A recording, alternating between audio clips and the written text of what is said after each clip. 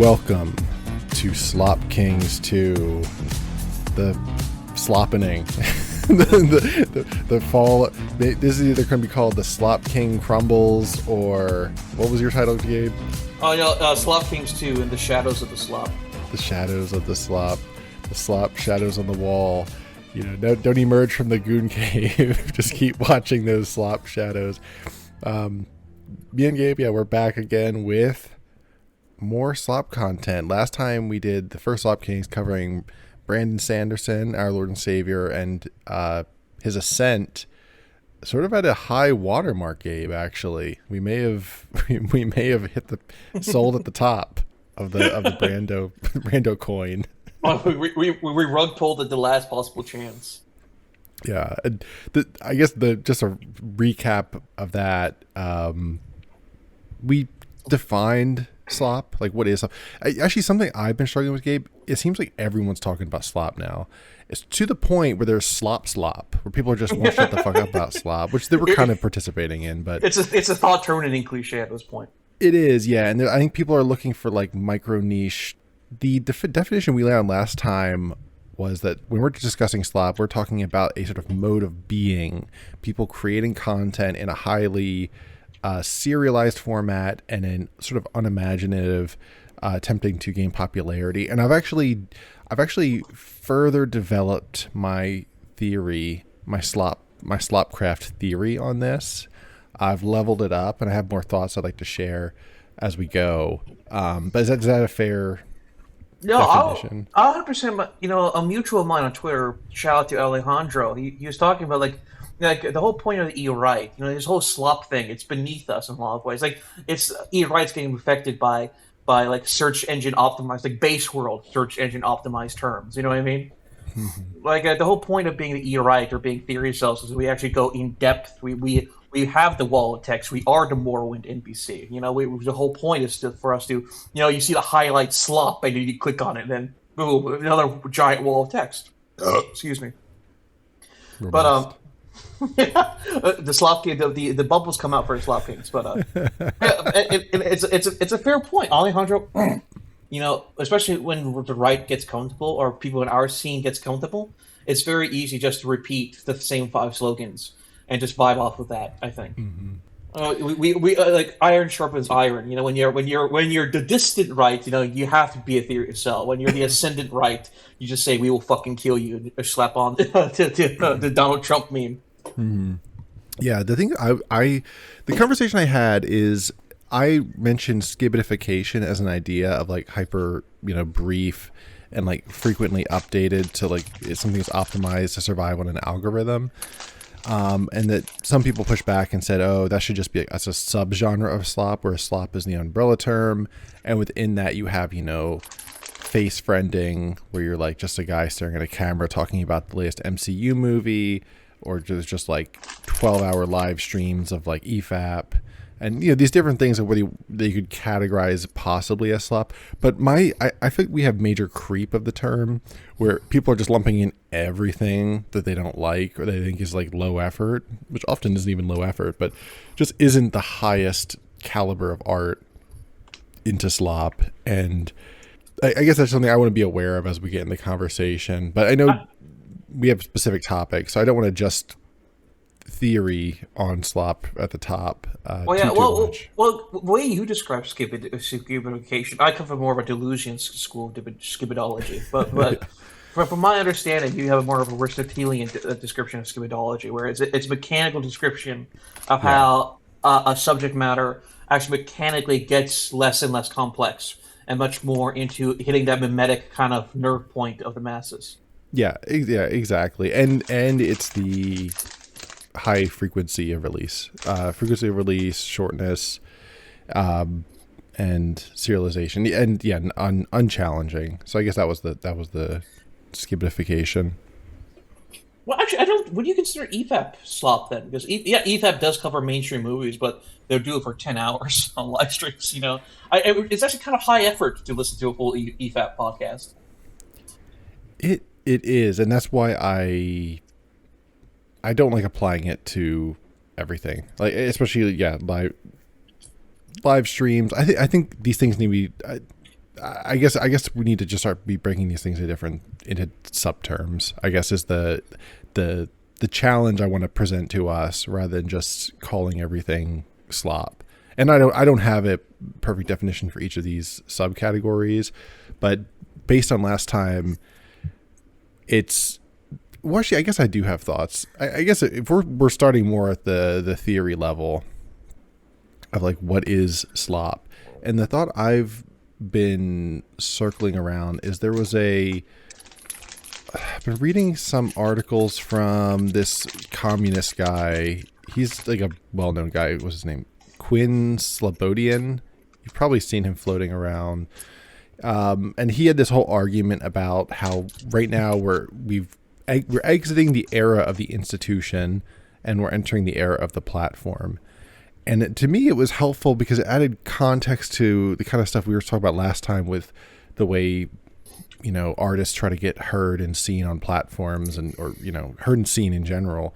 And it is all via platform. And I was just thinking, the whole like, oh, now everyone's an indie author, or you have to promote yourself.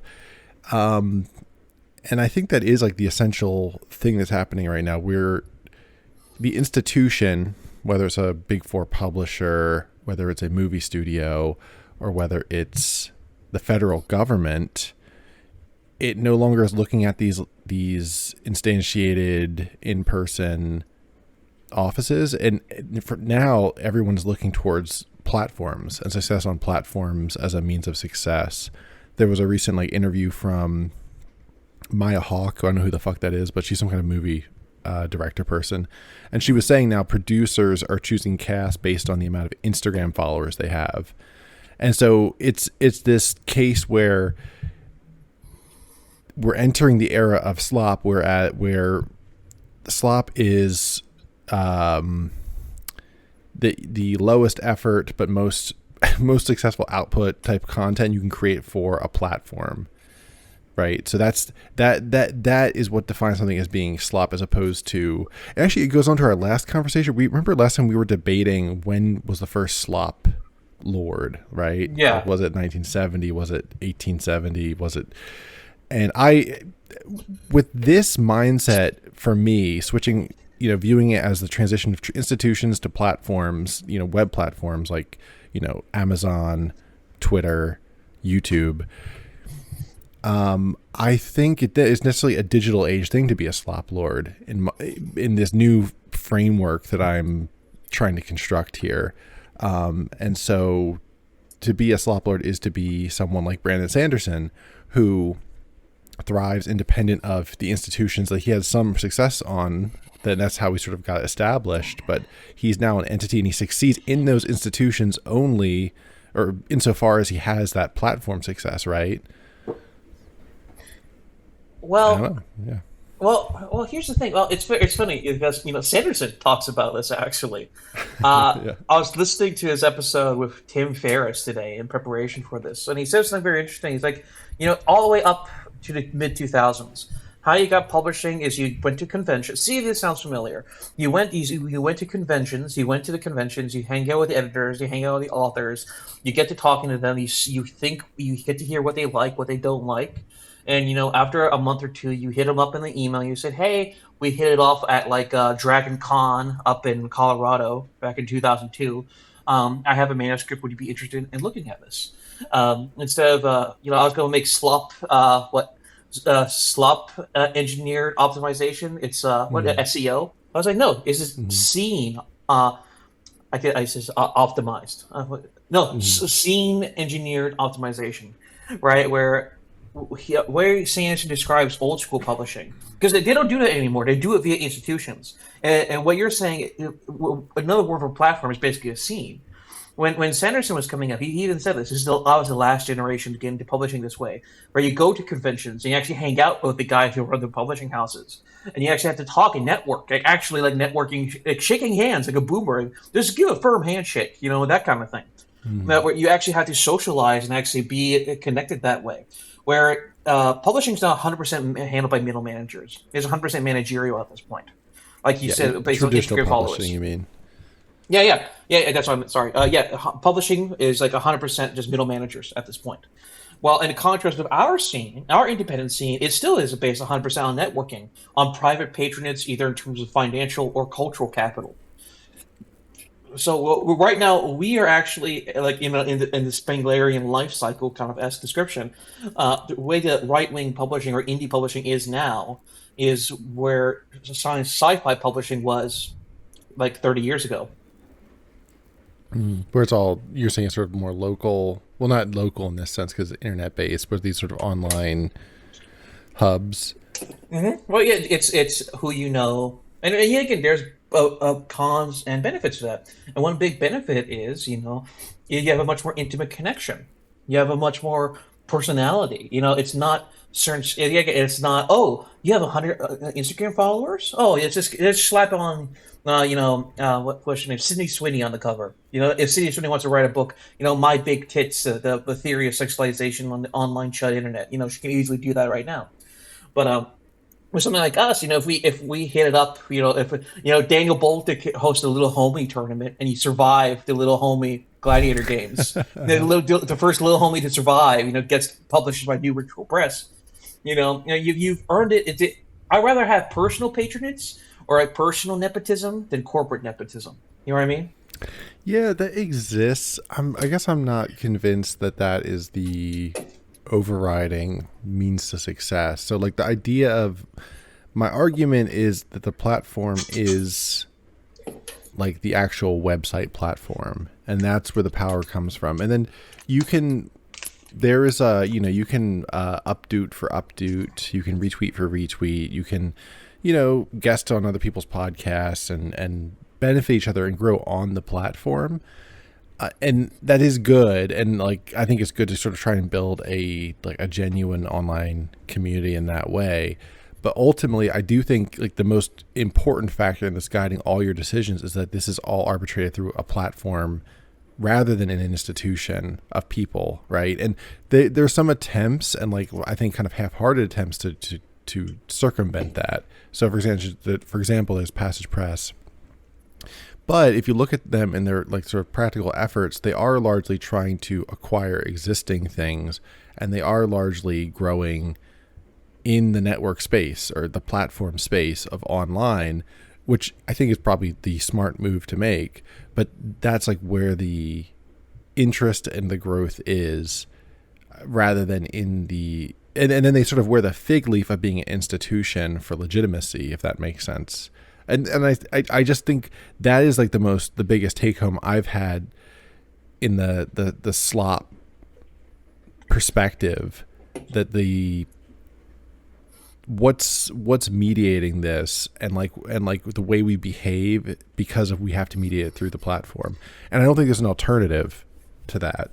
And I think all these like, who's friends with who and who's nice, I think it's important, but I think ultimately it's secondary to what's creating our incentive structure, because I have to make videos on a certain schedule because of the platform, right? And the kind of things I need to cover are adjusted by the platform and its demands. And that's what makes me a slop lord to some, a slop princeling or queasling. And Brando Sando, even him, he is a slop lord, but he grows through the platform. And so his behavior, his podcasting and stuff, he probably wouldn't do a podcast if he didn't have to, but he does it because it's what makes him powerful on the platform. Well, yeah, gives us something to do where he's signing 1,000. I think he says he signs 100,000 signatures a year. What a baller! Yeah, well, yeah. The medium shapes the artist, I think, because like the publishing industry totally dominated by TikTok, right? Mm-hmm. That they're surviving on book talk e-girl vibes. Yep. Well, on our scene, the political. We have certain domain. It really isn't like a network state or like a Holy Roman Empire at this point. JD Vance is responding, clapping back at internet anons on Twitter right now. You know what I mean? Mm-hmm. He's giving like measured responses to like literal, like not literal who to the general public, but to people in the know. Like he will like respond to Martin. He responded to one of the German anon clapping back at him. Like, if you're a top dog on the Twitter sphere, on the e-right internet sphere, from his POV, you know, he's the people. He's as an internet anon, you are the vanguard, his personal vanguard. The general public, they're just going, they don't care, don't react to whatever slops on TV. But to the influential people who actually give a shit about, and who actually know in detail about policies, the Twitter anons are actually the people you need to actually talk to and write a full-on paragraph explaining why you said this in this speech and so forth and so forth. So for publishing, TikTok warps their perception, right? Because Sanderson welcomed TikTok with open wide arms. He's like, oh yeah, if you're romance, if you're romantasy, if you're into shipping, because his OG fans, Sanderson fans, were like you're calling them tourists. A natural vanguard of any fan group would naturally gatekeep. Gatekeeping is a good and natural response. He tore those gates down. He sees the money train. He's like, listen, I don't care if this is your first book. If you never read me before, all fans are equal in my eyes. It's the same thing with Todd saying, it's no matter what, Skyrim is your first game. You're just as dear to us as the guys who bought the box version of Morrowind on PC. The 10 living people who played Dragonspire in 2003. You're just as equal to the diehard Dragonspire fans. So you have people who try to inculcate a sense of vanguardism. JD Vance, our scene, it's Twitter, right? The best posters actually have a potential connection to the state based on the influence of their rhetoric. While I guess you could say we're more merit based, anti-woke merit. Well, with TikTok, it's algorithmic. There's no big personalities on Book Talk, right? They look at pure stats. How many of these big influencers can we just sign on a contract? Put a little ad on the bottom left. You see this ad's been sponsored by blank on the bottom left corner of the TikTok reel, right? So you have in traditional publishing, it's all algorithmic, while in our scene, it's much more persona based. It's persona and reputation based, rather than just mere industrialized. How many? It's like with TikTok and like the literary sphere, when you're a big institution, it's all based on algorithm. It's all based on their version of GDP. Green line up or is green line down? It's not like in like an RPG or where you have a reputation system. Like, okay, this town I have a bad reputation. I have good karma in Nipton. I have bad karma in Prim. It's not RPG based. It's not reputation based. With our scene, with independent literature, it's reputation based. Well, if you're an established author or trying to work in an established field, it's GDP. It's gross earnings based, basically. Either gross earnings in terms of views or in terms of economics. Yeah, but how much is that just a sign of the immaturity of this space versus romantasy, right? It's just a lack of an established readership. I think that's probably the big deciding factor, because if you have a large readership, then you're marketing to it based on prior stuff. Whereas this one, people just have to market based on, like me, for example. I could just put some money out and just be a generic, try to sell my stuff as just, this is just like sci-fi stuff. But within the scene, you kind of just have to do it through your own personal projects and sort of grinding among the small readership that exists on it. Whereas once you get to a certain size, you have to be less personal in the way you approach readers. Yeah, yes. Well, Sanderson talks about this because, again, he's the big example we use, and I think a reason why we call this, in the shadows of the slop, is what happens when the slop lords fall and drown in their own slop. Yeah. The Count of Monte Cristo. The drunkard wants his wine so much he's blinded to the fact that he gets locked in. And with Sanderson's case, the impetus of this discussion was one, the Oblivion remake. Remaking, it's like Plato reshaping the old slop and we're selling it back to you. The re-slopping, and then with Sanderson, because we recorded Slop Kings 1 right before Rhythms of War, Wind and Truth. I keep on forgetting the damn title of the damn thing. And after it completely failed, it has, I think, 12+ beta readers. Excuse me. 10+ beta readers at the very least. He tried so hard to be as palatable as humanly possible, and it completely bombed. And we contrast this with also Todd Howard, a fellow slop king of the game world. In a lot of ways, the Sanderson actually. Todd Howard, I think he sees himself as a certain other person, but we'll get to that a little later. But if you look at both Starfield and Winds of Truth, these people have slop under their belts. They feel like they know their audience, and in a lot of ways, they do intuitively know their audience. Trust me. But these things, their latest outputs, when you become a master of a craft, it just becomes rote. It just becomes muscle memory at this point. You just churn it out, and eventually, people just get stale. Even the most normiest people, they just get fucking bored of it. Even most normies have superhero fatigue after the 30th MCU film.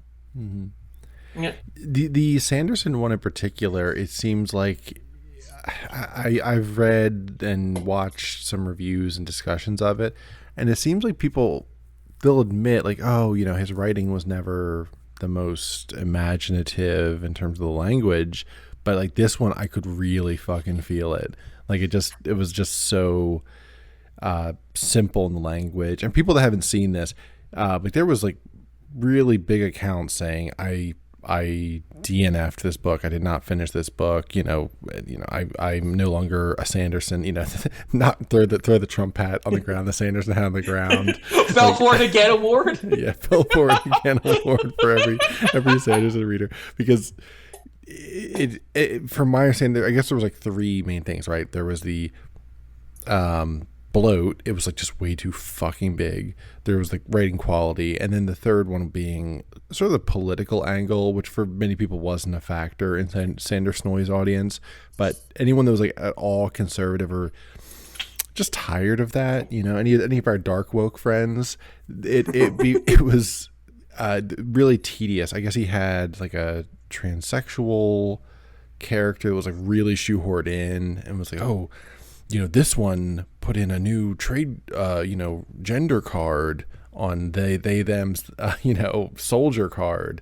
And then the Montana, what was the Yellowstone ass captain of the arm, the Spren army was like, well, that's good enough for me. You can fight bleed as good as any of us. There was, from what I understand, there was like several of those instances. A person of any gender could hold a sword. Yeah, exactly. Well, yeah, also the main character becomes a therapist. He discovers therapy in the universe. Oh, that was the other one. Yeah, yeah. The anachronisms were supposedly really bad. And like even normies were complaining. I can't stand the way he uses "okay" in the setting, like the term "okay," and like stuff like this. It's really like anachronistic. I can't say that fucking word. Anachronistic. That one. Thank you. Stuff like that is just really, really for a fantasy setting. Actually, can you imagine even? I don't think even in Skyrim you hear "okay" at all. You know what I mean? Like even Todd puts in the bare minimal effort to make it somewhat medieval-esque. That's what happens when there's just one guy and he's just doing too much at once, and it just seems like, he's I don't know, he's writing a shitload, and so I think he's just got into the habit of just turning in a certain quality work. Oh, and you know what the big other thing was? What? Who wasn't there for this book that was there for all the others? His New York, it's not important, but he's Jewish, but that's not important at all. New York Jewish publisher, editor, what's his name? I actually looked him up, and his like social media is just all like pro-Israel stuff. It's like comical. And anyway, he lost his really high quality. This is the guy that edited Gene Wolfe. This guy edited like a ton of the big shots in fantasy over his like 40 plus year career. Oh, so he has some top tier Talmudic talent. He unironically did. Like, the guy is definitely a very talented editor, I'm sure. And so you lose that guy who was your oversight, and then you just, he hired on probably some young person that was just like, oh, I just, the message is important. I don't know. I'm pulling that out of my butt. Is there a reason why he dropped him? I think just retirement. I think the guy was like 70 now. Wow, that's what you think. Sanderson would have some self control. Like, you learned something from his damn editor. He's too busy writing. That's my read. Like he's just been churning out. He probably has been churning out the same level for a long time, and then he started working with Moshe as the editor. Who, funny enough, remember last time I told you my conspiracy that Sanderson like won all his fans from Wheel of Time. Like that was, or like that's where he got his big boost of popularity. I wonder if Moshe started working with him on Wheel of Time. I actually didn't. I never made that connection until just this minute. But that would be interesting, and that's how he got big, because he got the big Tor editor. Well, he talks about his big break. He mentions his big break, and with Sanderson, if you notice, again, he offloads the responsibility of one editing. Is it Persona base that I was talking about earlier? You have this one big honcho who, again, edited Gene fucking Wolfe, and he does beta readers now. He relies on beta readers. Like, oh, well, I have a big fandom. I need to inculcate the fandom. The Sanders soy army. I have to rely on them. You know what I mean? Because again, Sanderson does have a knack for like algorithmic thinking. He wants to inculcate his audience very, very. He wants to cultivate it. But the problem is, there's this great line from Henry Ford. If I did a survey of what everyone wanted, I just would have made a faster horse. Yeah. Use that in the last episode too, by the way. What did I use? You did, yeah. I just re-listened to it because I was like, all right, let me remember what we talked about. Well, you know what? This is our version of Slop. We're the reruns, baby. This is the Oblivion remake of TOOKY'S Mag. But it works here. I think now that the book actually that quote is more apt now than it was in the episode 1. Very base, very true. Yeah, because when Rhythms of War, he relied on character work. Another big criticism was there's too many damn character POVs. The POVs kept on shifting because he's one of those authors that different chapters have different POVs, and so he would constantly swap the characters because a lot of the genre fags, they care more about characters, like character interactions, character arcs. You have to have the very systemic brain thinking of like very rigid character arc design. Here's a down point, and then here's where the character rises up again. Like that very MFA style of thinking. Character development and so forth. And you see this in Realms of War. You see this develop. He harnesses everything. It's like eventually a kid eats too much sugar, and their teeth ache at some point. And despite when you have 12 different beta readers who all basically want the same thing, who like the same thing, let's be honest, and they all individually ask more character. I want more character POVs. Oh, you develop therapy? That's bold. That's new. You have all these individual addicts basically come to the same conclusion.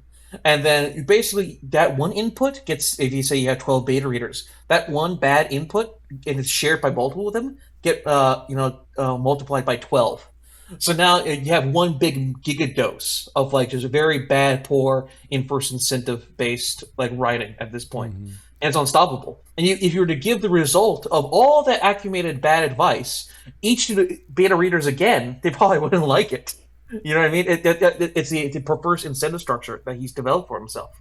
Yeah, at this point, and also in this kind of the online, I guess it's a more what's the word? It's like person to person, word of mouth marketing. Like what often spreads is exactly what you're saying with. Especially earlier on in a series, is like the multiple characters having that water cooler conversation. Anything that's like a water cooler conversation hook, whether that's like a magic system, which is the other thing he's well known for, or like the multiple characters, which is what he and George R. R. Martin share, and many other authors too. But and them in Wheel of Time, they always think of those as the most many character books. They have a lot of similarities. They're always they're big chunker books. They fall the fuck apart the farther you get into it, but they thrive early on. Same thing with Patrick Rothfuss, right? The Name of the Wind. I've actually never read that one, but I know it's stuck in hiatus mode, right? Well, if you notice, a lot of these guys, they have good concepts. For my Name of the Wind is actually apparently very well written. Apparently, and it's very persona based. But apparently, Patrick Rothfuss actually has some talent, from my understanding. From some of the lit threads I read about him. But you know what I think, by the way? I actually think Sanderson's rough draft of Winds of Change were probably better than the end product. Why? Why do you say that? Oh, because he has probably 20 books under his belt at this point. right? I don't think it's At ridiculous to least, say. probably more. Yeah. So he has 20 plus books under his point. He knows pacing at this point. He knows how to pace himself, right? I generally think the rough draft probably has a lot more actual like personality. The edges make the man, I think, in this case. I think after throwing into the beta readers, once you throw it into the slop pond, Mm-hmm. the little guppies, it's the idea of a food. You mentioned when we were talking about beets one time. You mentioned something about palatability, or Mm-hmm. people don't want anything harsh. American food is all about hyper saucy, hyper digestible. There's no edges to American food.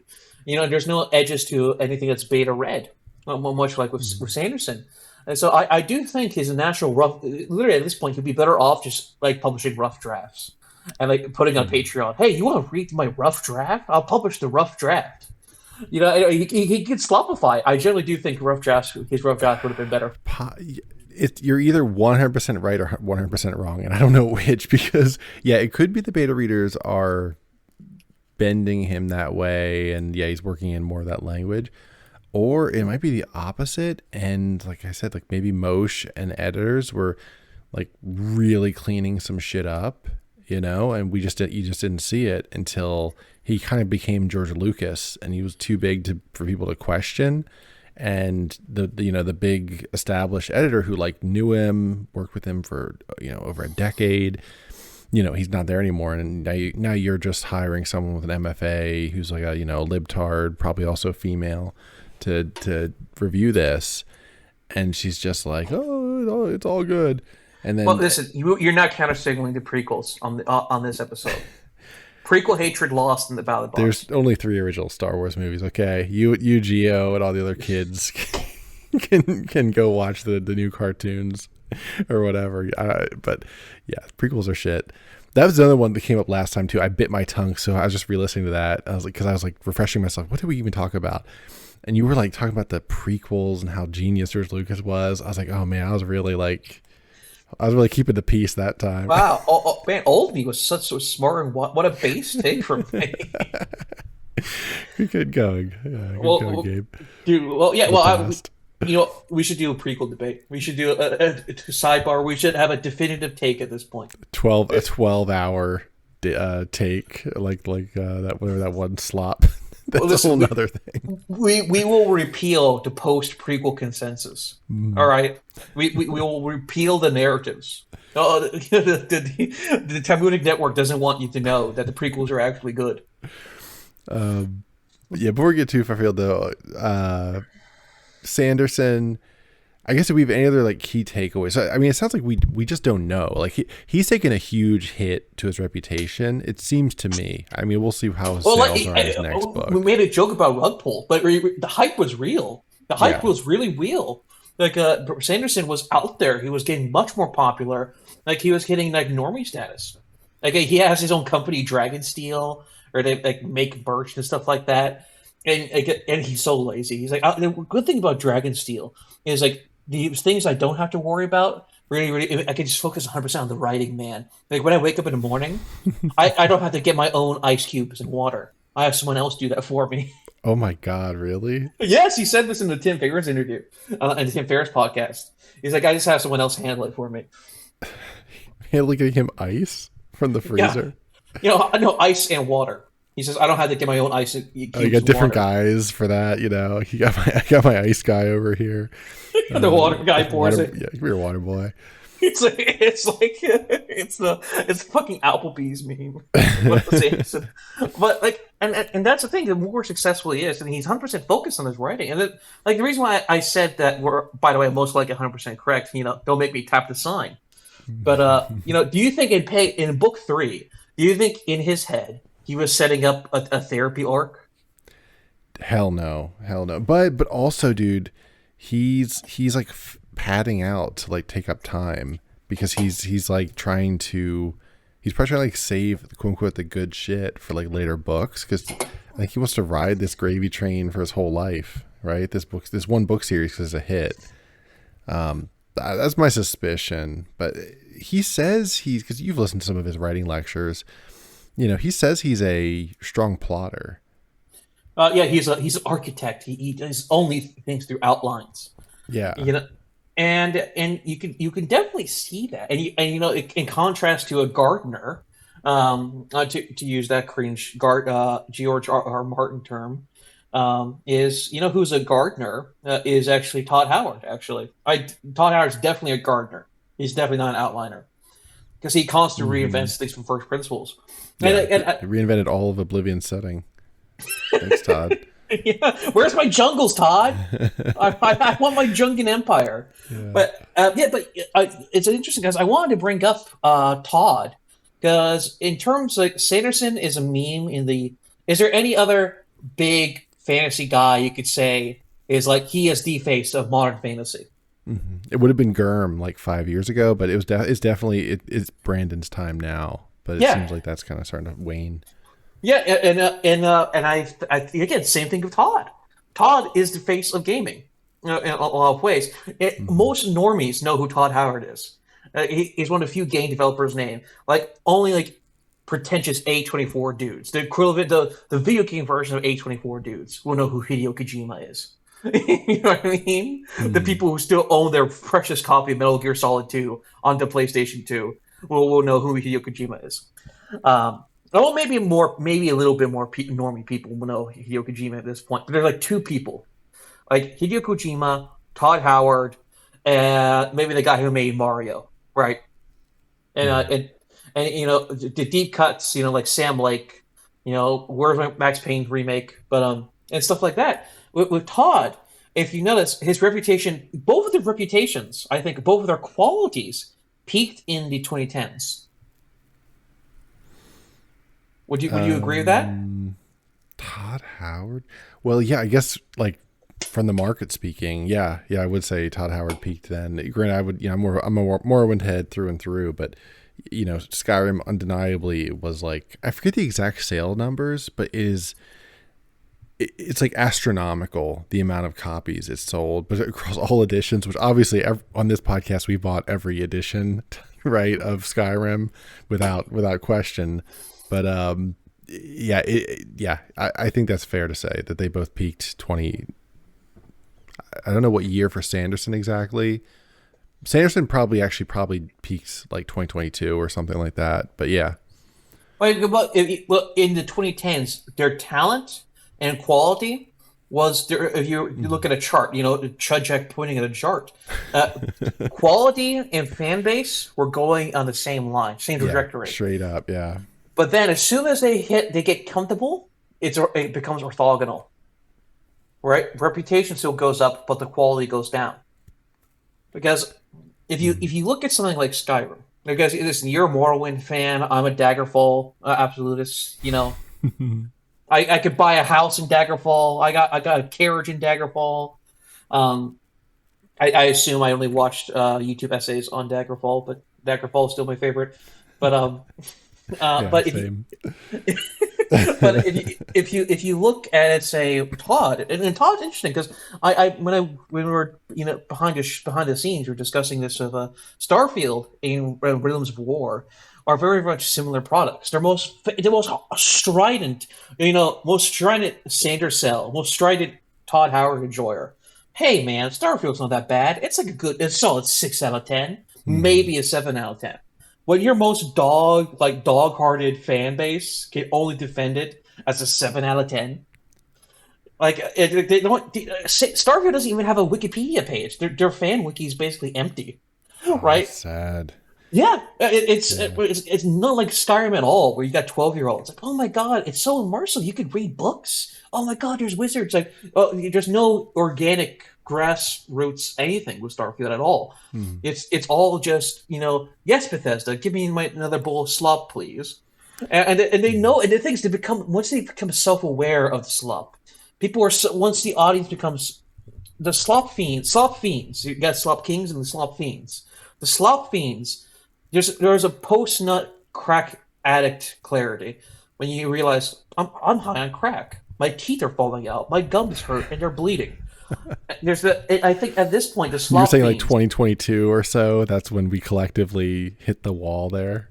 Yeah. Yeah. for most normies, it was Fallout 76 for Todd. Hmm. That's Bethesda. For normies, it broke the Bethesda spell.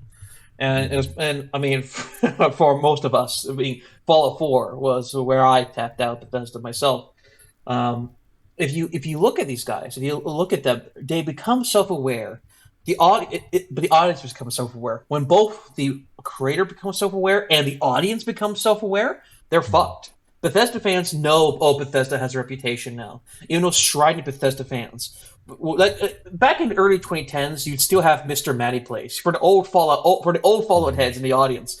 Mr. Matty Place was the biggest Bethesda show ever. Fallout 4, 9 out of 10, great RPG, wonderful choice and consequences, just as good as an RPG as Fallout New Vegas, right? He even made his own Bethesda fans, like they tried to make their own version of No Mutants Allowed, and Hmm. it got shut down within like 2 months. Just And racist Russians like overpopulated it, or what? no, they don't know how to run a forum. It's just like because yet Discord was a thing, so they're like, what's the point? What's the point of making a forum in the age of Discord? Hmm.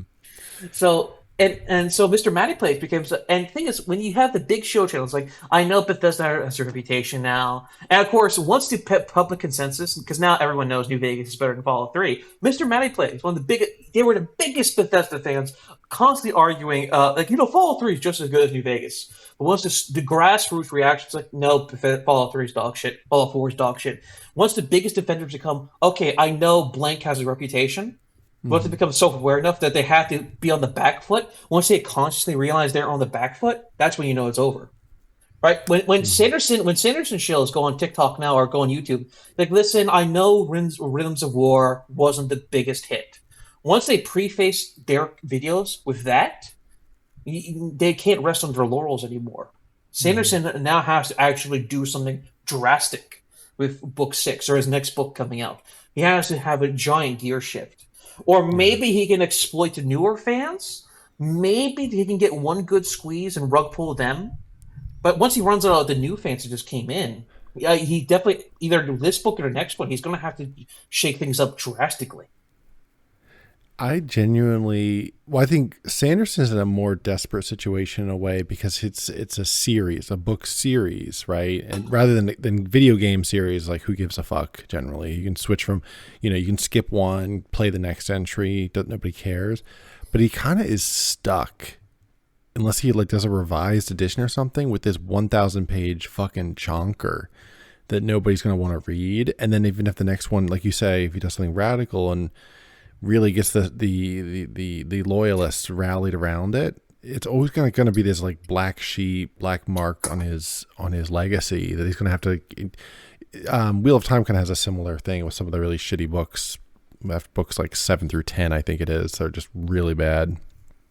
Um, and then so I guess that's I guess one factor to consider. But then in terms of the self realization of the audience self realizing like, oh, this is actually slop, they've jumped the shark, what do you think is the deciding factor of that? Is this purely like a network effect of like a popular consensus forming and then overpowering, or is this more of a effect of time passing and getting like the same but like slightly lower content thing?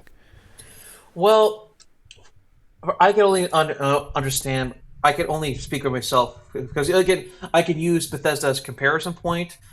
Probably some Sanderson head out there could be like, actually, most of the old guard realized Sanderson went down in like 2019. Mm-hmm. Sanderson really fell off with book 5. Of the dirt of the revival, right? Oh, in contrast to the Way of Kings, wherever the hell the name is, right? Because everyone likes Way of Kings, or like that one Mistborn, right? Way of Kings and Mistborn, the first book. Again, the law of diminishing returns, right?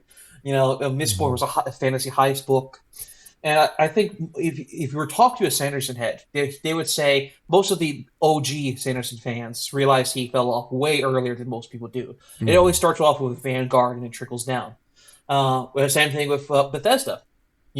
Only literally only the most old school no mutants allowed chuds at the time. All the fucking Slavs and the Europors on No Mutes Allowed were like, Bethesda Fallout 3 looks like shit. No one in 2009 thought Fallout 3 was shit. Oh yeah, it was the biggest thing.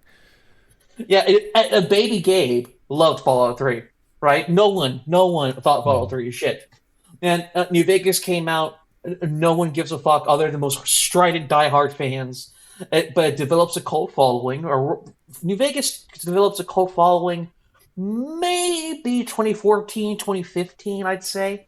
3 years after release, I'd roughly say New Vegas finally starts getting some of that. I think that's when I first started hearing about it a bunch, and then I picked it up because I actually I wasn't even aware of it when it first came out, even as a pretty nerdy guy. Yeah, you're the reason why it got an 84 on Metacritic instead of 85. That was me. Yeah, didn't work on my machine. 2 out of 10. Yeah, you killed Terror House Press and you killed Obsidian, but you know what else had a similar effect to this? Just this effect you're talking about is interesting because it can happen way after the fact too. Like we're always in this sort of consensus reformation, or anything is vulnerable to it. You're too young to remember this, I bet. But Fallout 2 versus Fallout 1, original Fallout, common consensus was Fallout 2 was better for a long time. It's only like the last couple of years that I've started to see Fallout 1 people saying the inverse, which was funny because I remember when I picked it up and I played both of them, I forget which year exactly it was, but it was like, several years ago, but the consensus was flipped at the time, and I was like, this is crazy. But then like just over time, last like 2 or 3 years after that, it just opinion shifted, and it just seems like the same kind of effect where a really opinionated vanguard just kept like arguing it, and then ideas seem to shift organically in this case because there's really no money incentive and people giving a shit, right? This is just pure nerd cred.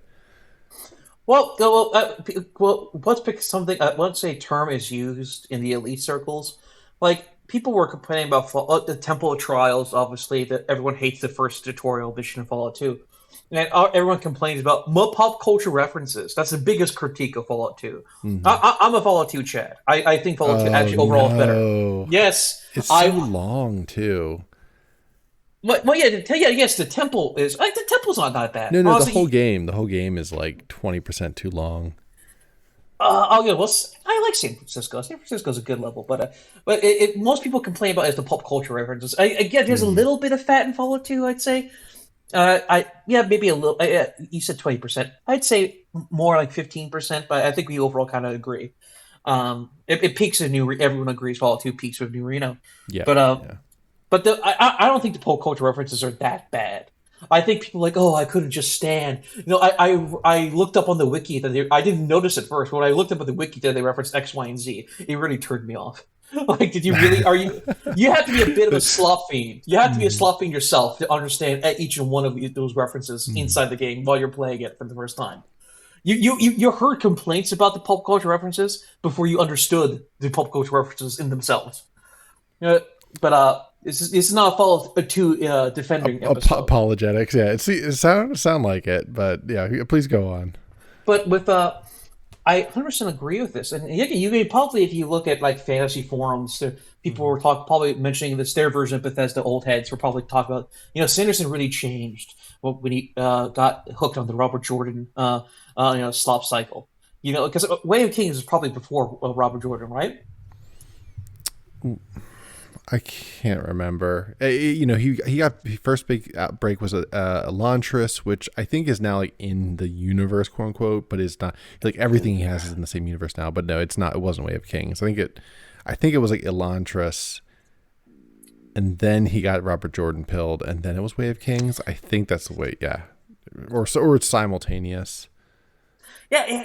See, the thing with Sanderson is that for the most part, he quality.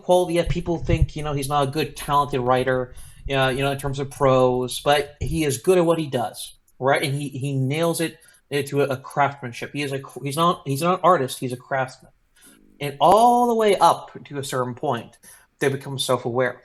And this is what I bring to the Todd Howard thing. With Todd the gardener, Todd is notoriously he prefers to dumb shit down.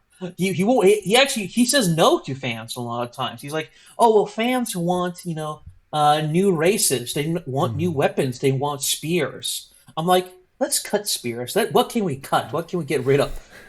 Yeah, like this is simple and like foolproof as possible, which kind of it did work for Skyrim. So he's like, it's hard to criticize the guy too harshly. But then yeah, obviously something happened between Skyrim and what's it called? Not No Man's Sky, whatever the one no one plays. You just said Oh, Starfield. Starfield. Thank you. Yeah, yeah. Like it just seems like they double. It seems like they just it's like unfettered Todd, like that unfettered, like dumb it down, simplify it, make it just this formula, and then that I think that causes that sort of spontaneous growth of an id, of a self-awareness among the masses of the helots of the slop lord or the sloplets, because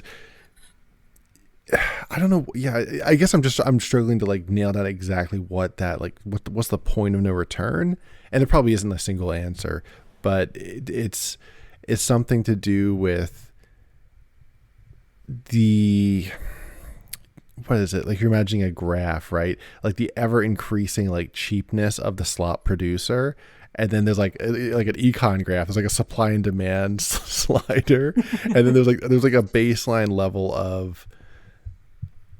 Is it newness? Is it novelty? Is that what Starfield's missing? Or is it just heart and like intentfulness? Well, Todd says that the reason why I feel is because it was too groundbreaking. It was too experimental. Oh my God. But I think it's multiple sources that converge at an endpoint. Because follow with each successive, because again, it starts with the Morrowind fans. It starts with the Morrowind fans, Oblivion, Morrowind, deep lore, Cyrodiil jungles. Damn it, fuck your dragon breaks. We'll just call it a retcon. It's not a retcon. It's a dragon break. We'll write our retcons into the lore, and it totally justifies it. Well, who cares about lore? Just dragon break that shit, right? Mm-hmm. That's basically their POV in terms of lore. So it starts with pitching out the Morrowind fans with Oblivion, right? It is no longer a weird alien, because Morrowind very alien, very strange. Kirkbride, the autistic The writer guy. Yeah. yeah, like the pictures on the Elder Scrolls wiki is him passed out in his underwear in the kitchen. But if you look at the old Bethesda, if you look at pre-top Bethesda, like the Julian LeFay, the guy who made Daggerfall, is some like Finnish or Norwegian weird Euro like old school hacker, 90s era hacker. Mm-hmm. He does vape pens. I actually have a family member that knows him. He's a very weird guy. From Really? what I understand, yes. Oh yeah, dude. When he Like was a doing chain interview, smoker. oh yeah, dude. Like when he did an interview of Indigo Gaming, he like hitting the vape pen. He's like, yeah, I think we can make a new Daggerfall. It's all systemic. I think we could just use free Unity assets. I don't care Yeah. about graphics. He did the human eye. He's like, oh well, the human eye can't see beyond 40 frames anyway, so why bother? Yeah. They did a Kickstarter for some other kind of game he's trying to get going. Wayward Realms. It's Yeah. still technically in development. Yeah. Yeah, if you look at the old heads of Bethesda, very eclectic, weird group of eccentrics. Yeah, again, Mm-hmm. LeFay, very interesting guy to say the least. Forum culture was very strong. A lot of the Elder Scroll gods were named after Bethesda fan posters, actually. Mm-hmm. Again, much like the relationship with OG Sanderson. Yet again, he kept his ear to the ground with his fans. But the fans, when you're at the bottom, are genuine fans and aren't afraid to critique you. Mm-hmm. OG heads tend to be, oh, I like this, I didn't like this part, blah blah blah blah, that kind of thing. But it's coming from a place of genuine interest. If you give enough bucks to join a fantasy forum and it would talk to you 2006 era Sanderson, right? You put in enough effort to actually give constructive criticism. You understand? Yeah. You pick up on putting down. If you're an OG head who was posting in the Bethesda forums in 1999, right when like I forget when Daggerfall came out, but roughly the 1990s, you had enough criticism for Morrowind, because a lot of the Daggerfall heads actually did criticize Morrowind at the time. But it's the idea of Spengler's idea of culture versus civilization. Daggerfall was the culture, Morrowind was the civilization. and it slowly. It was the onset of the winter period of the Bethesda cycle. If you look at Morrowind, it's no longer as big as Daggerfall. It's not the systems aren't emergent or generated like it was in That was actually Daggerfall. a big debate at the time too, because originally it was supposed to be, I think, in their first design documents, and then they switched. I think Todd actually was a big part of that, and he's like, no, it needs to be much more like flavorful individual spots, and then there was the whole thing where they cut the mainland to really just focus on the island, and it was trying to be the right decision, I think. But something else with this whole fan thing about the early fans, it's known in, I don't know, YouTube growth or whatever world, there is two very distinct types of quote unquote fan. Someone that's interested in observing and or participating with someone that's like creating something.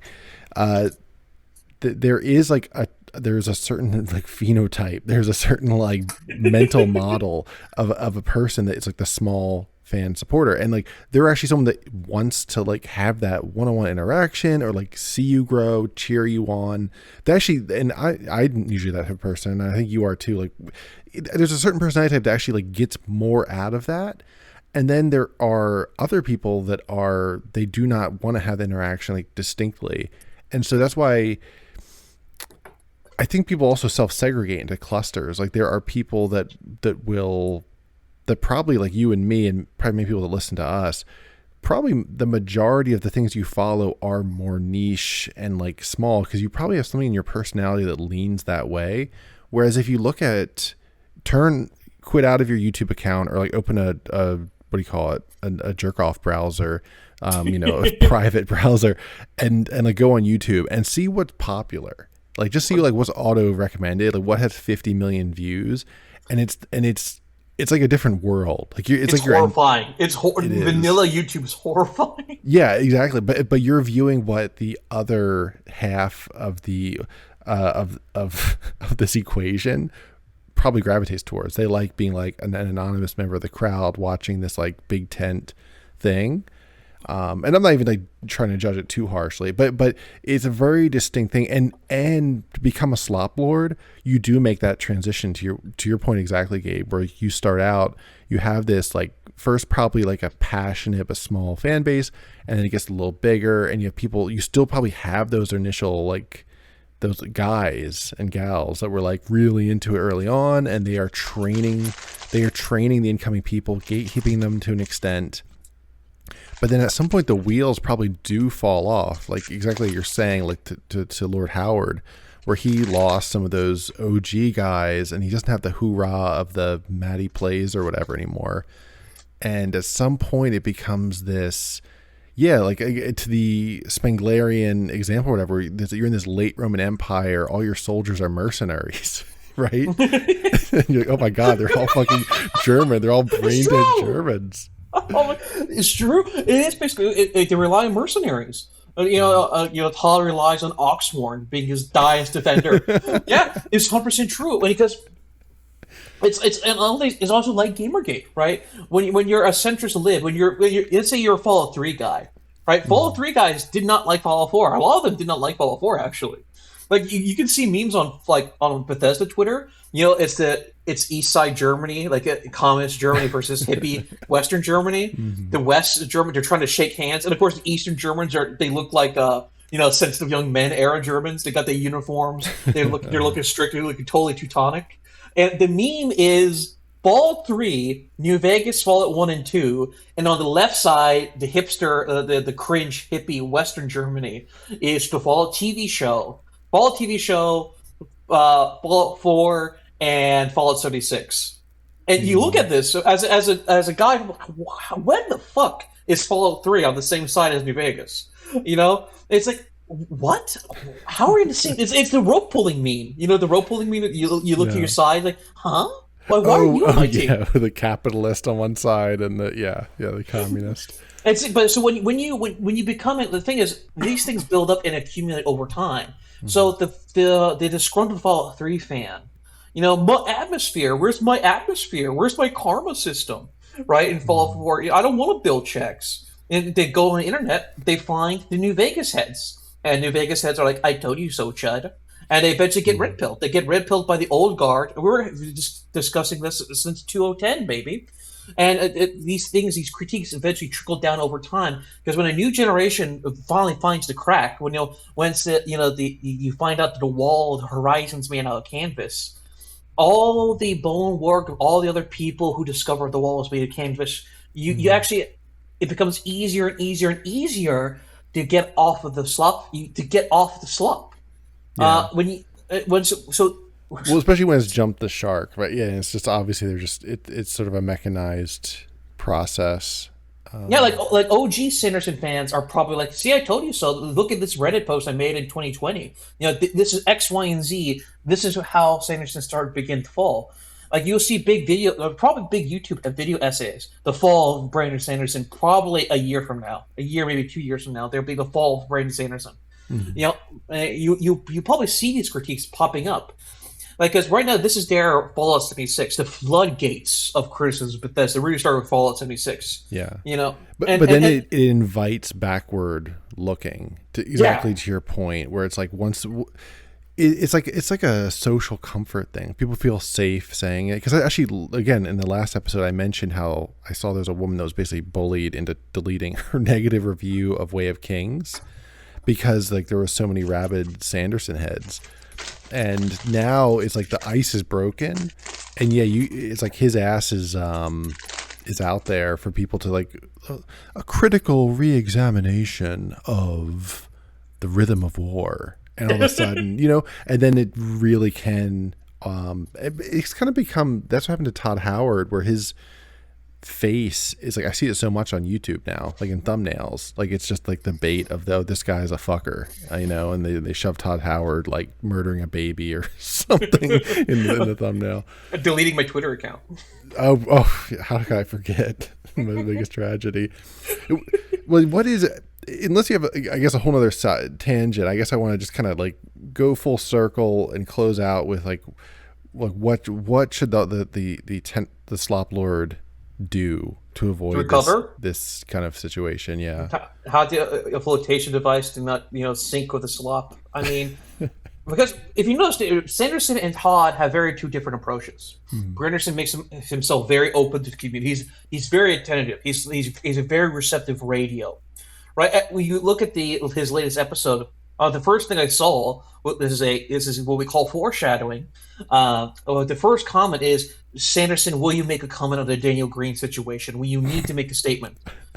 Like, why? Like, does Daniel Green work for Sanderson? No, but it's because he did a podcast for them one time. Is this his buddy asking him? No, it's the first. If you go to YouTube comments, the first big comment is people talk about the Daniel Green situation. Oh, the comments like below. Okay, I thought you meant on the show. Someone was like launched that at him. I was like, damn, fuck you if you ever did that to me. That's like the biggest betrayal. Okay, so it's just a public comment. Yeah, it's basically that. Like, you gotta make a statement on the Dan Green situation. And he probably will end up making a comment because he's very, but again, the problem is when you try to inculcate an image, I listed my fans, and the whole beta reader thing, you become puppeted by the masses. You become the worst version of a populist. Basically, you become whatever gets you upvotes. You do. You're a dancing monkey. Basically. Oh, dude, he has that terrible quote hanging over his head forever now, where someone said, "Oh, why you put trans characters?" He's like, it's a bigger statement to not include them. And so now it's a bigger statement to not say anything about, Daniel Green or whatever. Yeah, it will haunt him to his dying days. Yeah, you always have to weigh in now. With Todd, different thing. He doesn't have social media. And Lord knows he hasn't posted. He used to post in the forums back in, the Morrowind days. Mm-hmm. But what he perceives himself as, this was setting up earlier. With him talking to Elon Musk, with him going on Lex Friedman, him getting interviewed by JQ, Todd Howard sees himself. Going on Dark Horse podcast next. Weinstein. Yes, the IDW. Like, no. Yeah, intellectual dark elf web with Todd Howard. Well, he's gonna maybe he has to pivot to anti-woke, but what Todd Howard is, he sees himself as Steve Jobs of the gaming industry. Yeah. Because you remember him doing an interview with Elon Musk, and he's wearing a leather jacket. You look at his office. He's wearing it. Oh, my wife got me this watch. It's the same watch that Neil Armstrong wore during the moon landing. And if you look at the way he presents himself like as a person, like in the Game Awards when the Fallout TV show won Adaptation of the Year, right? They didn't give it to Jonathan Nolan, the showrunner. It was Todd. They treat him like he's the OG creator, right? For when the Fallout show, he gave the speech. He gave the acceptance reward for the Fallout TV show. It was Todd fucking Howard.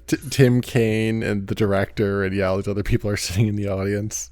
Who's that? Yeah. Yeah. Oh, yeah. That's basically it. Like Todd inculcates himself. He's a man of mystery. And the thing is, again, much like Steve Jobs, Steve Jobs only made public appearances really during. Oh, here's an iPod out of my pocket. Like that's what Todd did during the Game Awards. He would announce. If you look at all his, we know Todd from the presentations. It actually does the Steve Jobs method of giving banger presentations or giving very flashy presentations. It worked for a long time.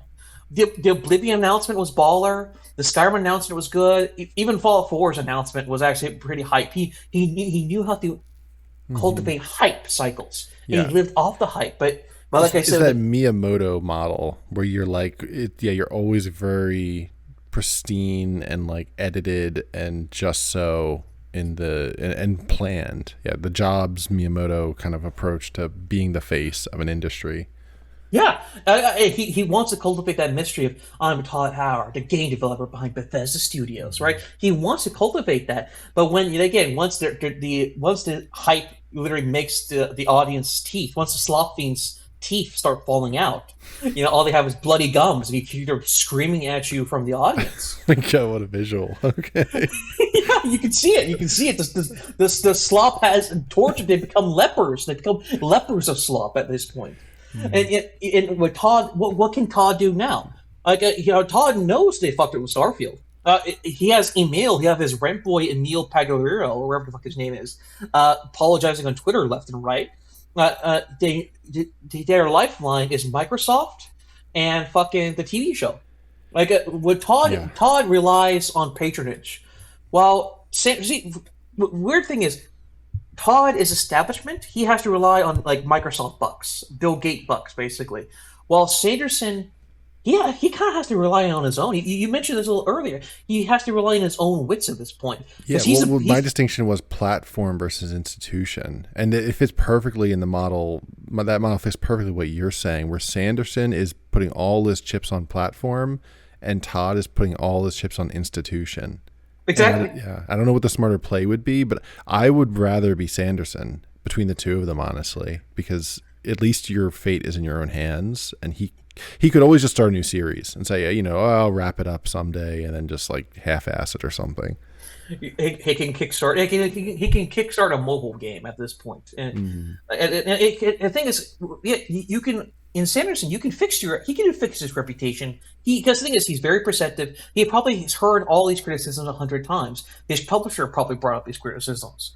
So he's probably going to cut the beta readers in half next time. Very politely, undercut, very on the demo. Or get a better editor. I think we have opposite opinion. I think he needs someone to rein him in, because I think he just churns this shit out. But I get that. Yeah, we kind of different perspectives on that. Yeah, well, I think Sanderson he realized I do write too simple. I need to put effort again.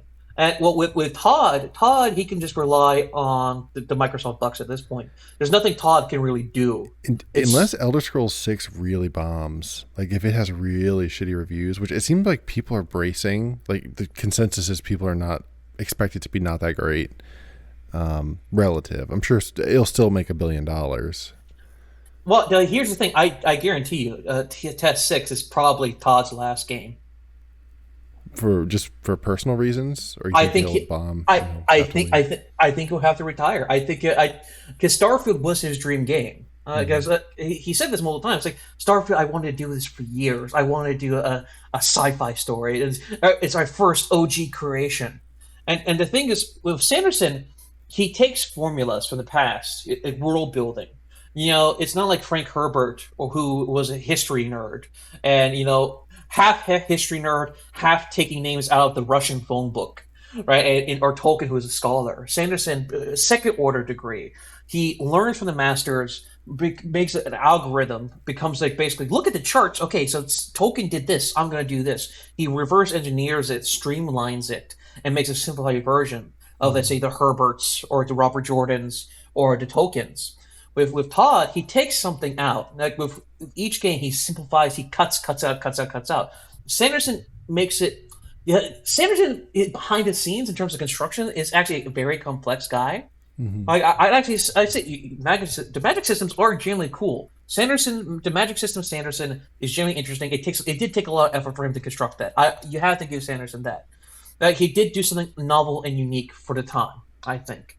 But with what Sanderson does, he makes something very complex, like a conveyor belt. A conveyor belt is a very complex machine to churn out very simple things. You pick up what I'm putting down? Yeah. No, that makes sense. Well, then, yeah, Todd in comparison is all about reducing and trimming. That's been his secret success, has been like streamlining and simplifying, and it seems like he's past the point of diminishing returns into like negative returns from.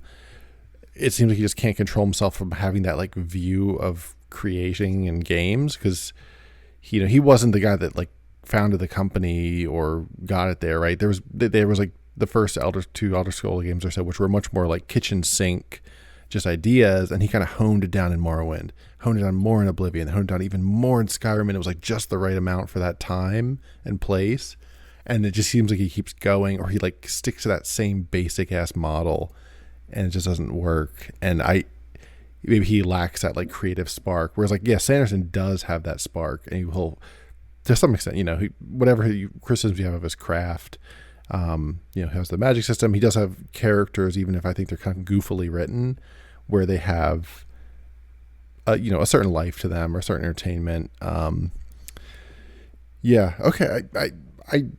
I think we might have it for now. Do you have anything else? I guess you want to make sure we get in on the Todd Howard. By the way, I'm not closing the door on these guys. I think Todd we might need to cover again when Oblivion. We didn't discuss the remake in Well, yeah, well, detail. see, well, the remake, and we got. I want to talk about the third order effects. What happens Mm-hmm. when you have like the War of the Three Kingdoms? What happens when the big dog dies? And you have all these little slop warlords. The slop gang wars Yeah, happens. the fall of That's, the Chinese emperor, and then all of a sudden it's like Chiang Kai-shek versus Mao's a slop or whatever.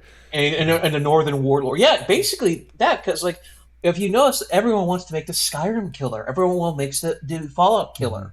And I wanted to bring this up as, of course, in the fantasy universe, there's not going to be a Sanderson two. How can we make a Sanderson? We don't know how. It's that meme, Uh-huh. like like the mainstream. Again, the mainstream is just dead. It's not even its last gasps. Like they'll try. Oh, we'll get an Asian woman. We'll get X, Y, and Z POC. As a new face of fantasy, and it will fall on its Mm-hmm. face. It will absolutely fall on its face, and then it will die. But they're going to try to do it basically. Because none of them, the fantasy industry has been quote unquote woke. It's been absolute leftist slop for the last 15 years, I'd say, overall. And none of them have stuck around. None of them have any lasting reputations at all. Mm-hmm. And Sanderson is the only one of any organic following at all, and he will be probably the last in mainstream publishing. Like you said, it's going to be cultivating into down. The institutions are going to die. It's going to be platform based overall. Mm-hmm.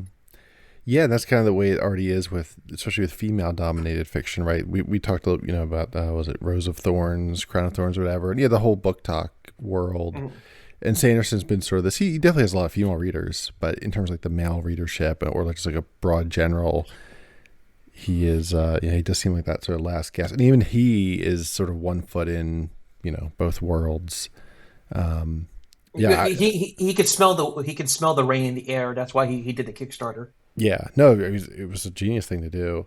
I yeah, I'm curious what the warlord era will bring about.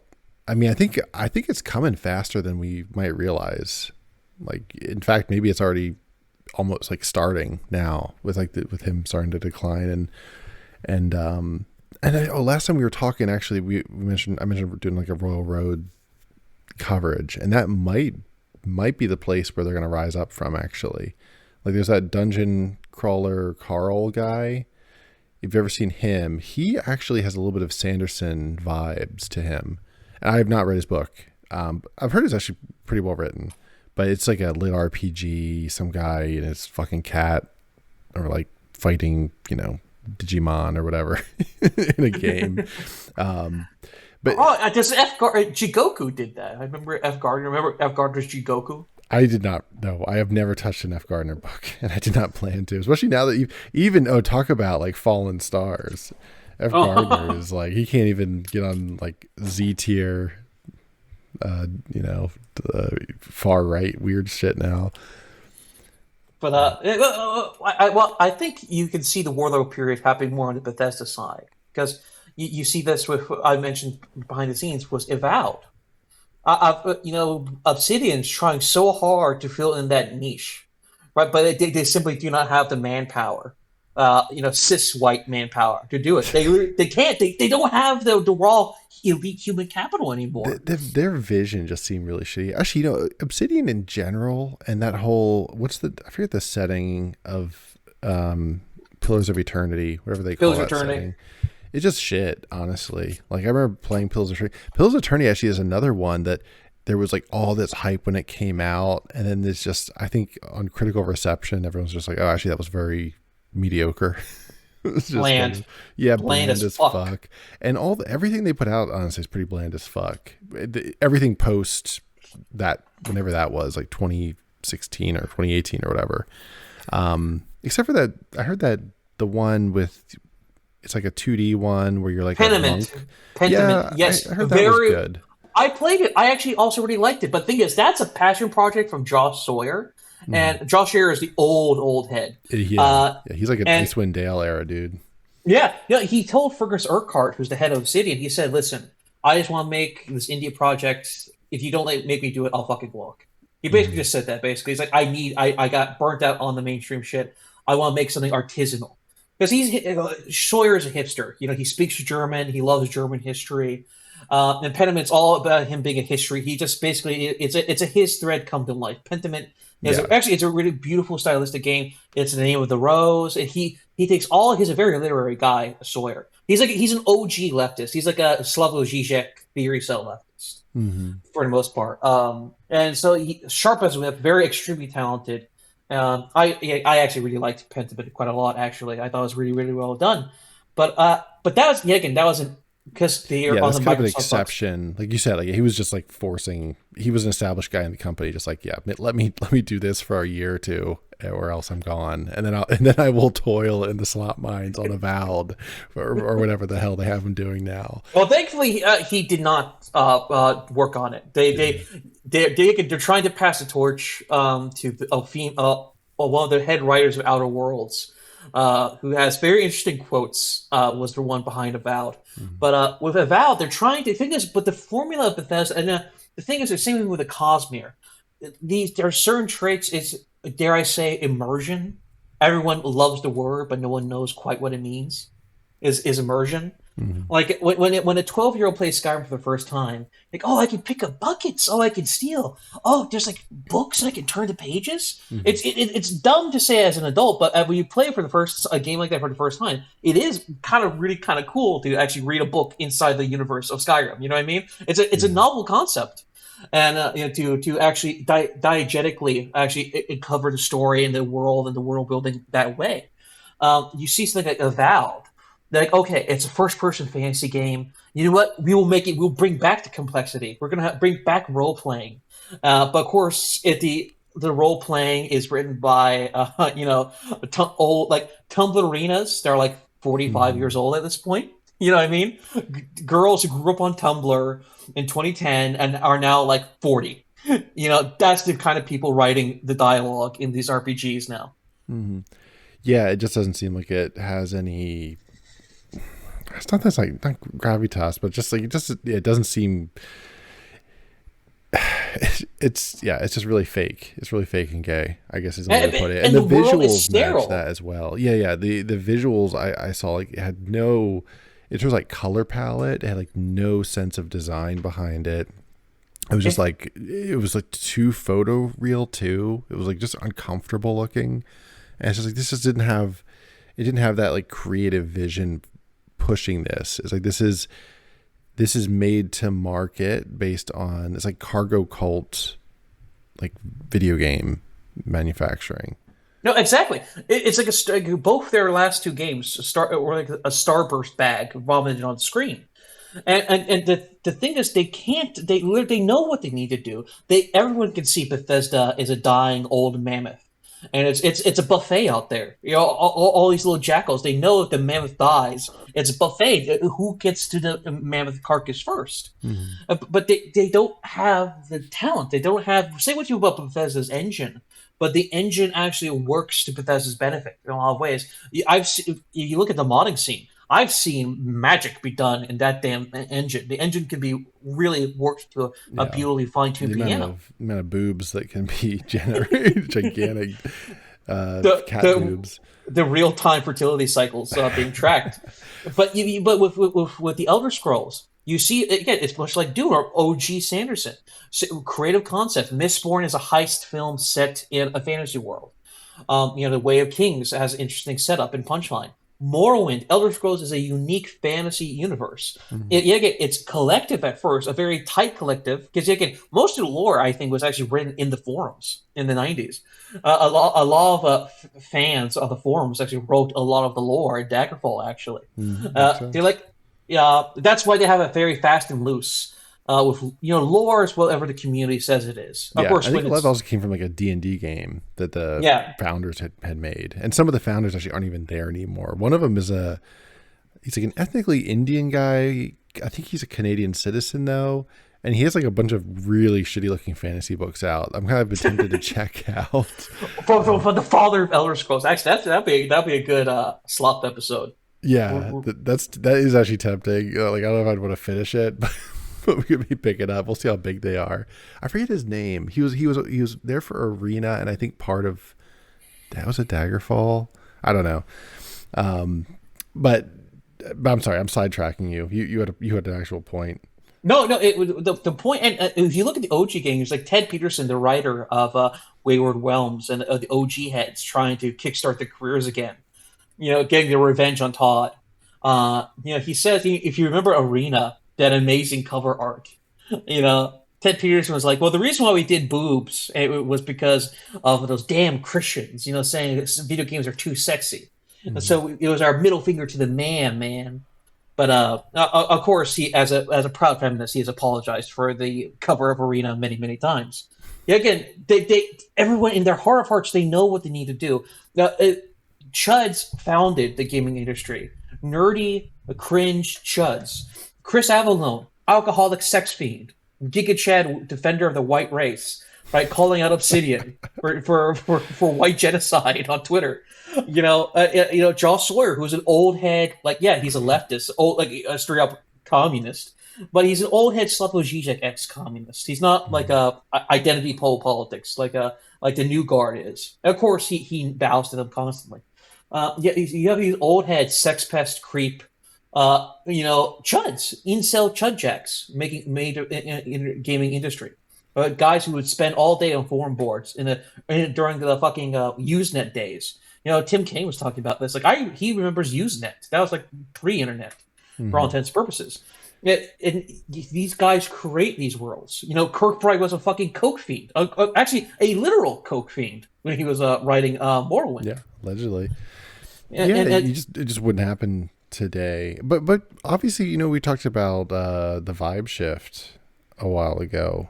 I mean, maybe this stuff might become, lead from the front. Obviously there'd be a big time lag with game development being so fucking long.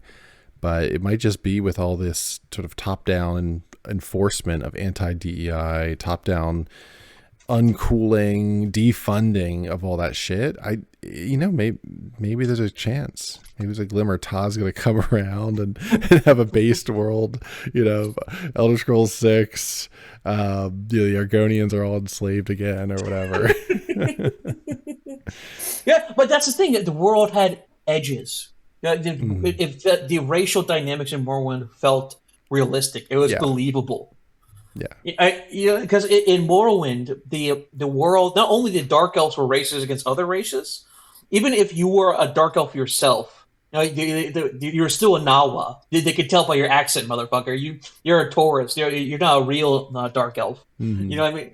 It's stuff like that. It makes it so unique. And of course, when things get simplified, things get toned down. The Nords aren't like the way the Nords are presented in Morrowind and in Bloodmoon. Completely two different races for all intents and purposes. Mm-hmm.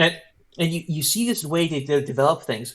Both Sanderson, despite the reason why you got a platform versus institution, they both use different methods, but they both converge in the same thing, which is to shave off the edges, simplify, simplify, simplify. I think it's also being a bigger market too, because remember video games, like just the size of the industry was a totally different ball game in like 2000 or whatever when, I actually don't remember more when it came out. It was like 05 or something like that. Morrowind was 2003. 2003. Yeah. So 2003 versus 2013 or whenever, I don't know, whenever Skyrim, like even just between that, like it was a broader market they were trying to appeal to, and a more global market. So I think that also is a factor of, a little bit away from the platform versus institution argument. But it's, maybe that will change too. People being able to identify niches better. Well, actually, another aspect is actually they both made a Faustian bargain because they both started really slopifying once they hit a mainstream platform.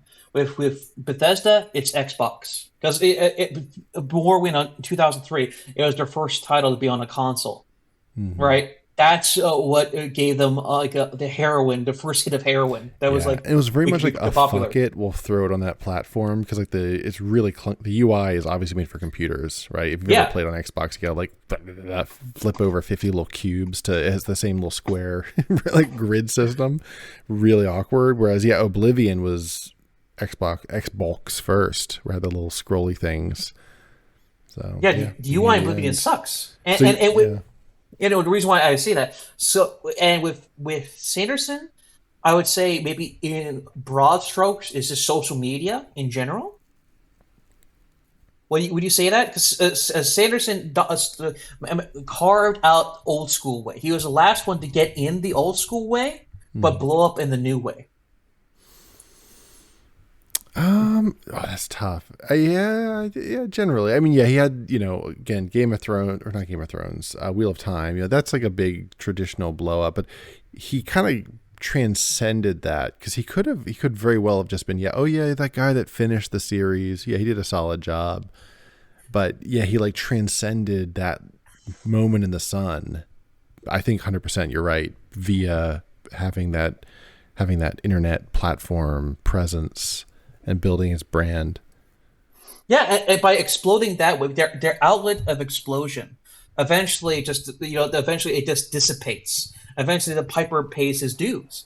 You get consumed by what blows you up. With Bethesda, they don't care about the PC audience anymore. All PC design philosophy has gone out the window. With Sanderson, he doesn't have to worry about editors. He could just hire editors. He could hire his 12 yes men to give him out. But he's still terrified of the crowd. He's terrified of the Overton window, especially as an author, as an institutional author.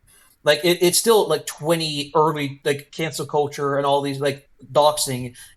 It's like 100% worse for people like with him because he's riding a very razor thin line as a straight white male author. You know what I mean? It's still very, very palpable in that industry. So he's terrified of the crowd in a very different way than Todd is. And with Sanderson, because he talks about this when Game of Thrones was blowing up, he had editors telling him, "I want you to write dark fantasy. I want you to write something grimdark." And Sanderson had to cuck out. He had to get buck broken by the darkness. He wrote one grimdark novel and it ended up failing, right? But the point is not he failed at grimdark. The point is he was aware enough and keen enough. He saw the trend of grimdark. He tried to ride the trend of grimdark. The editors told him to try grimdark, and it fell in his face. But he was able to listen. Yeah, right. Yeah. He's ear to the ground on it. With Sanderson, he is if there was a new guard of Tor, if there was the editors, like you said, the guy who edited Gene Wolfe, he's probably 80 something. He's probably like most of the people who edited the greats, the old heads at Tor or at I have beef with the way they ran things, but they were much more competent. The competency crisis in institutions are quickly starting to reveal themselves. And it varies by institution, actually. There's really interesting stuff going on right now in the tabletop RPG world, which I've kind of tuned back into for the last couple months, ever since my my famous coverage of Broser. And it's kind of like an embarrassing, really late catch up. Like D&D has gone libtard, like now. Like they've gone full woke, and they're like, obviously they've been on this track for a while. Them and what is the guys behind Warhammer 40K? They are like going full into the like, there's this faction is now women warriors. They deleted orcs from the latest D&D monster manual, and of course everyone's like coping and seething, and it's a whole hot mess. But that's another interesting aspect of that. The phenomenon you're talking about, where like you get this like this consent of this cultural consensus, and then this creep, and then the competency crisis that kind of comes with it.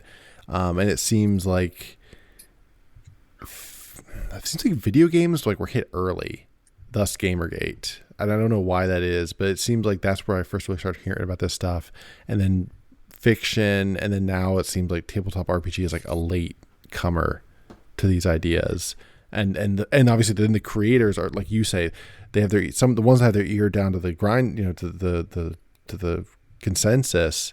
They're kind of just hearing their own industry consensus, and I think that maybe blinds them to maybe the broader shift, which is why I think the whole Sanderson thing felt more tone deaf, because his book came out and it seems like those ideas are a little less cool, particularly in the blunt way he projected them. But he has sort of a 2016 era, like that's when his industry seems like it got taken over. You know what I mean? And then whereas video games are like so paused, so thoroughly paused, that we just kind of expect it as the du jour. Like it's going to come out, it's going to be avowed, and that's why I guess I'm slightly hopeful with the changes happening now, that maybe these things might be changing, or at least a counterfaction could form without the kind of like false propping up and various things that were happening before, and people being not the lack of censorship of people that can loudly be the No Mutants Allowed crowd and say, you know what, I want put fucking Sawyer in charge of Avowed 2 or whatever it is. Like put that dude in there and a couple other guys and some chicks. That's cool, but like, keep your mouth shut, sweetie. You don't have to say everything every meeting. So I guess I want to leave off on a hopeful note, at least. Well, I like the fact you brought up tabletop, because I think I didn't think of that angle. That's an excellent angle, because tabletop is probably 90% Kickstarters now. Mm-hmm. Like it's an industry that's been completely the mainstream. Warhammer survives based on like minifigures, from my understanding. Based on what? On what, the figures? Like figure painting? Yeah. That's where they print their money. Yeah. Yeah. It's not actually the D&D. It's not like the source books or anything like that. Mm-hmm. Because it's a PDF. I mean, Sweet Anne's got those books in her archive, right? But with tabletop, tabletop is now the future of publishing, right? Because the tabletop market is almost exclusively peer-to-peer, indie based or Kickstarter based. When you talk about platforms, the tabletop market has shrunk to a ridiculous degree, but it's much more diversified. It is like a Holy Roman Empire city-state model, basically. Hmm. You have if you are popular in Kickstarter, you have maybe 100 diehard loyalists, right? Again, Yeah. not much money, but very focused, guaranteed money if you earn their loyalty. It's pushing into a warlord era too, actually.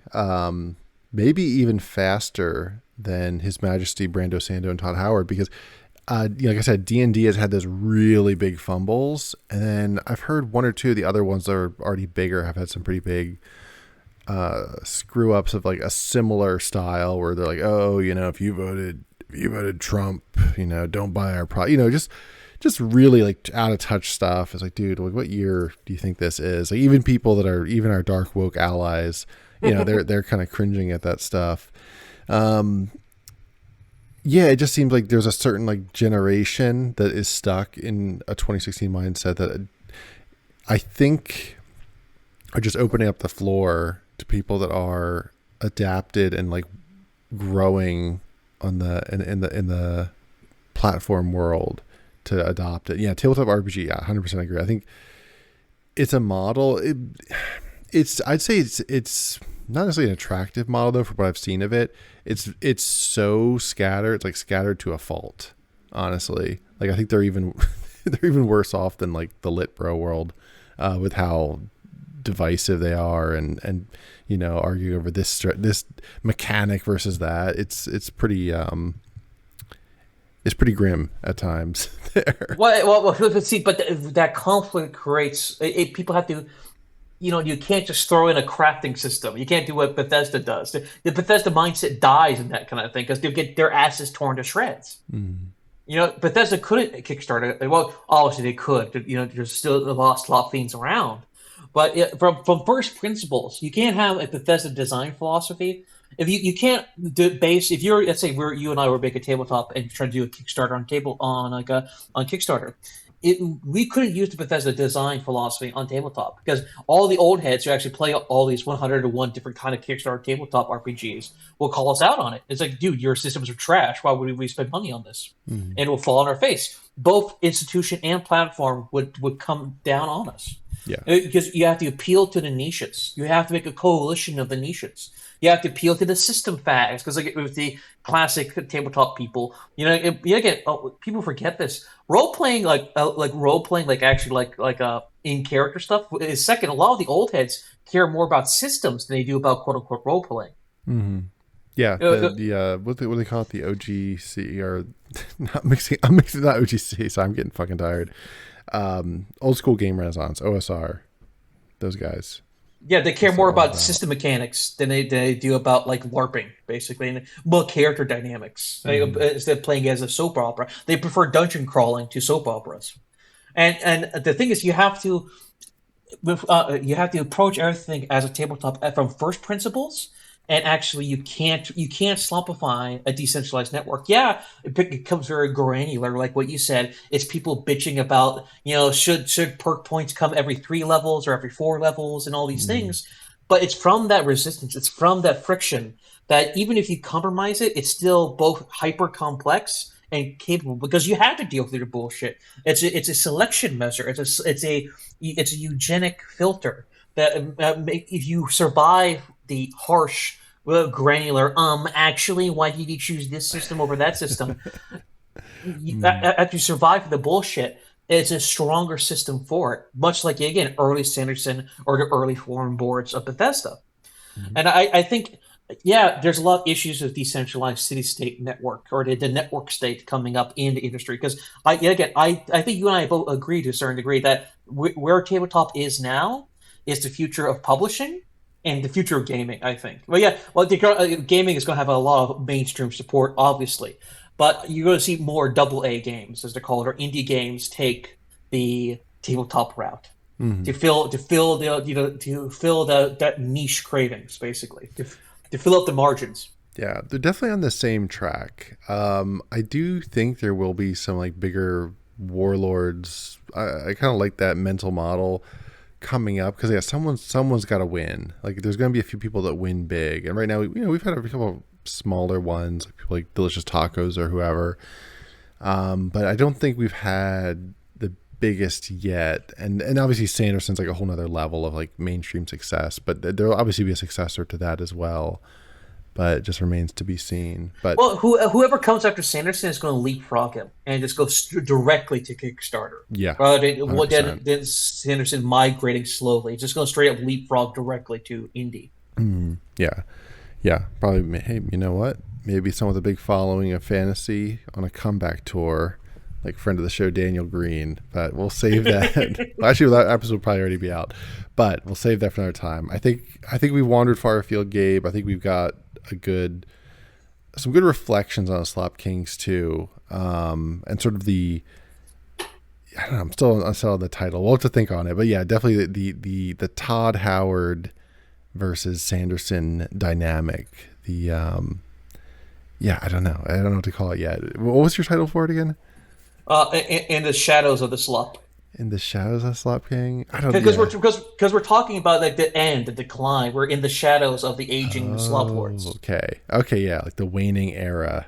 The waning days of the third era of the Slop King. They're